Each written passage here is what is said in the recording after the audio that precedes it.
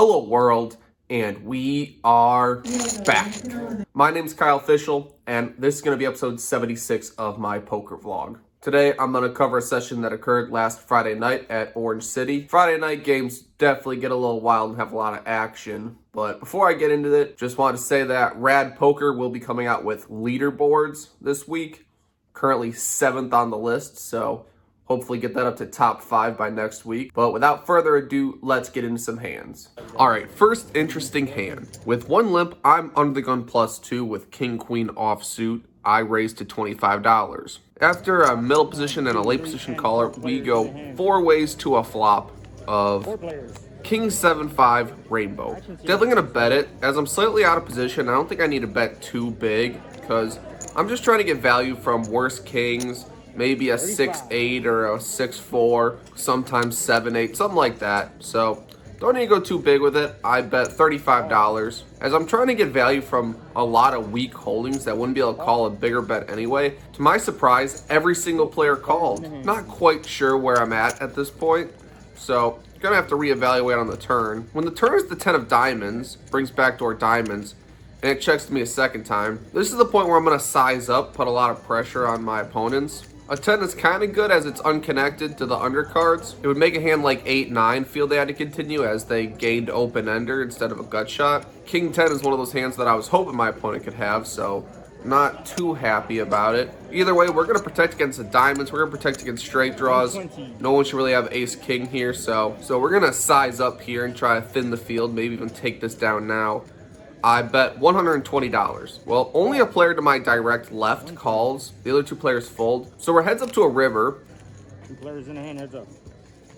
Which is the 10 of spades. Now, at this point in the hand, I'm not sure exactly what's the best option. My opponent only has about $400 in his stack. I feel like if I check to him and he rips it, I have to call anyway, whether he's bluffing or not. If I check to him and it goes check, check, and he has like king jack or king no kicker, I'd be very disappointed. The running 10s definitely helped me out a bit. It protects me against if my opponent happened to have exactly 7-5 or for some reason some goofy king 7 or king 5. Very happy with the river card. I decided to go for kind of a hybrid block bet value bet. I bet $230 and my opponent eventually folds. Don't really know what he had.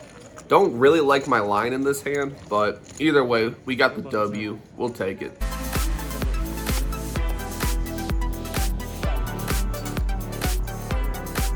Next hand of note. It folds to be a middle position. I have ace-4 of hearts. I raise to $15. A late position player calls and the big blind calls as well. So we're going 3 ways to a flop of 7-5-5, 2 diamonds. When it checks to me, paired boards are pretty good for ace high. My opponents shouldn't have a 5-2 often, and you can't just give up every time you whiff. So I put out a pretty standard C-bet of $20, and I like my particular hand for a C-bet because even when I'm called, if 6-3 or 8 comes, I still have some barreling opportunities. After the late position player calls and the big blind calls, you know, I was just kidding, didn't actually want to throw out that bet. So we're 3 ways to a turn card, which is the ace of diamonds. Kind of an interesting card. Definitely bink top pair, but the obvious flush draw gets there. So it is possible that I could be well behind at this point. But when the big blind checks to me, I check as I gain showdown value. And the late position player checks behind. When the river is the king of spades, the big blind does a very obvious, like, look at his chips, grab him in his hand, count him out, and then check. That's very clearly, I have a marginal hand that wants to get the showdown for free, so I'm gonna act like I would bet but then check. So when that happens, I'm definitely gonna go really thin with this one. I'm gonna bet $25. So whatever marginal crap you were trying to get for free,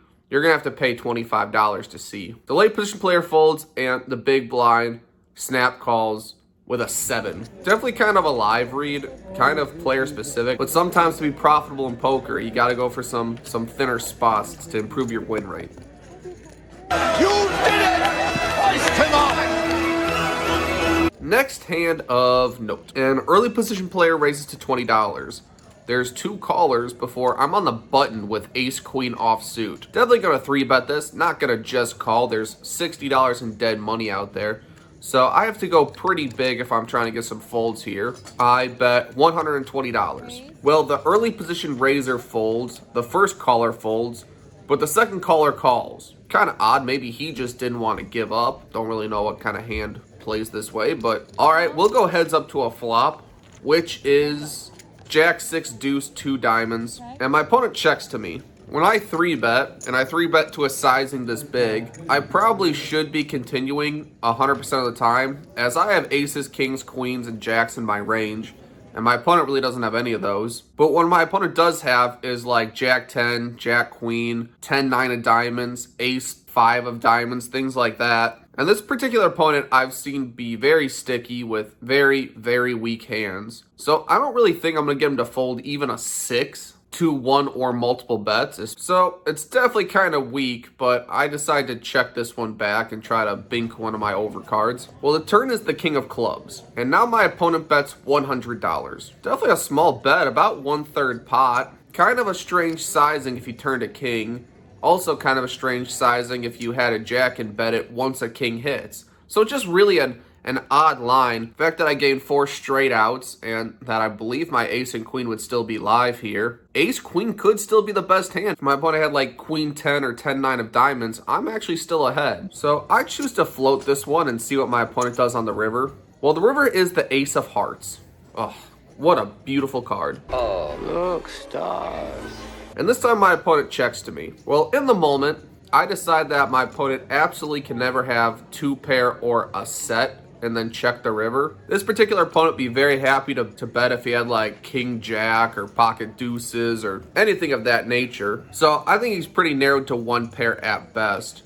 And with that as my thought process, I have top pair, top kicker. So I should be good here always. So after a bit of thinking, I decide on a bet of $225. 225. Really hoping a 1-pair type hand will just not believe I floated with an ace and got there. Unfortunately for me, my opponent just folds. But either way, we'll take it.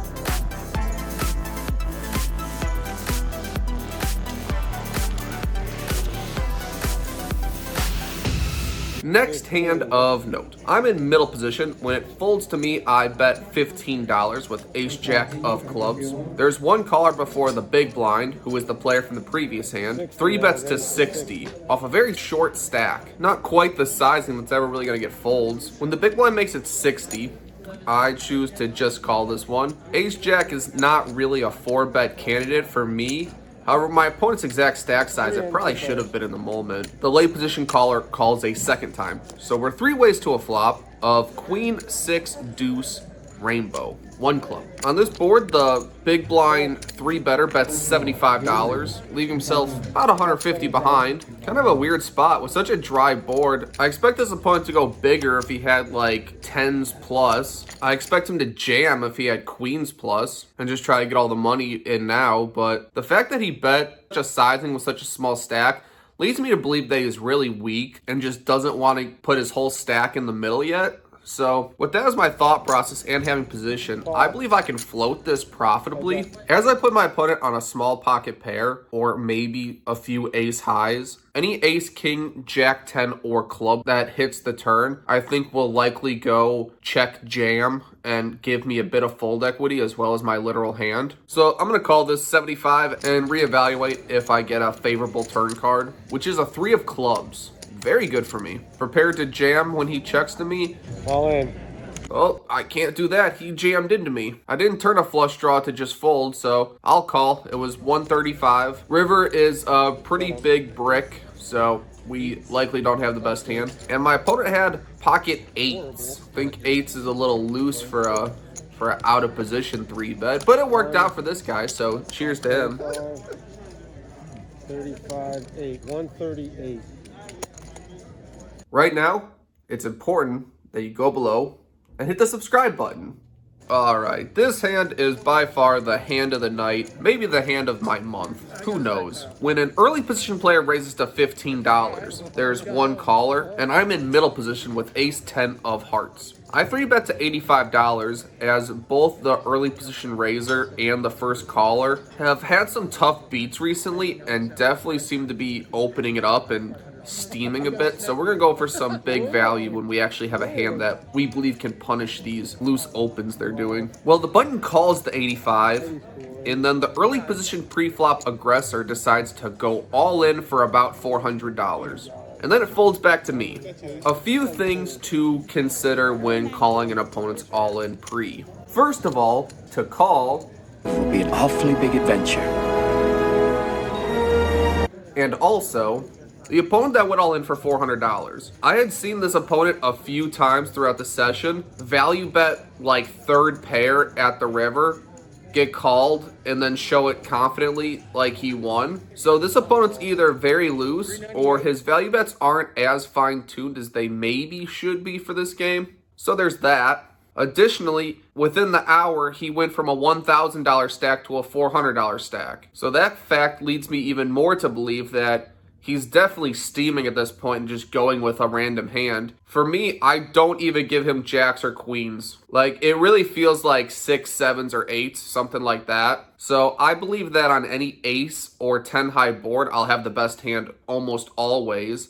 And a final thing to consider is that if I just call, I'm nearly certain that the button behind me will call as well, giving me absolutely great odds to continue in this hand, as although not recommended, if I assume the button's going to call no matter what, then I can calculate my pot odds as it's $315 to call to win about $900. Definitely getting the right price at that price, so I call, and as I predicted, the button called as well. So we're 3 ways to a flop, 1 all in of That'll be a good one. Say hi to the vlog. Ace King 9, 2 clubs. I am fairly certain that I have the best hand and pretty much a hammer lock on this hand. I got it. I got it. I found it. The button only has about 230, 250 in his stack. Never really not going to shove on this one. In my opponent's position, for 200 to win 11 or 1200, I don't see him folding any 2 cards at this point. So I go all in, and my opponent calls, saying he has 2 outs. What, you have jacks? You have I have 2 outs. Saying he has 2 outs. I guess he had a pocket pair of some caliber. Nice hand, Kyle. Maybe. I mean, I just have an ace. I have 2 outs. I'm 8%. 2%, 4%. And after the run out, I'm fairly confident that I have the best hand. So I just show it, and the opponent who bet 15 raised to 400 had King Queen of clubs. If he would have just called my 85, we're probably getting it in on that flop. But my read was kind of right. I had a hand better than him when I called his all in, so definitely I'd say a smidge of tilt led to the jam with King Queen. But either way, we'll take it.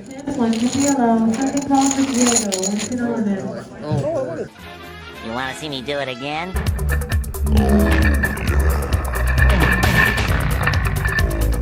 And it always feels good to be pushed a mountain of chips.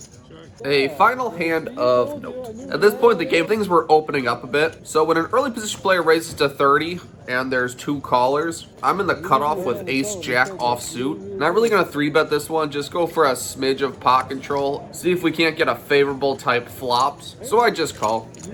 So we're 4 ways to a flop of jack 7-3 rainbow. Flopped a hook. Looky, looky, I got hooky.